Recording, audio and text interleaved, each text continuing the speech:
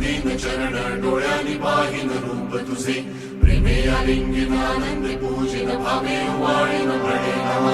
त्वमेव माताच पिता त्वमेव त्वमेव बंधुश्च सखा त्वमेव त्वमेव विद्या द्रव्यं त्वमेव त्वमेव सर्वं मम देव देव कायेन वाचा मनसेन्द्रियेण बुद्ध्यात्मना वा करोति स्वभावं करोमि यत् सकलं परस्मै नारायणायति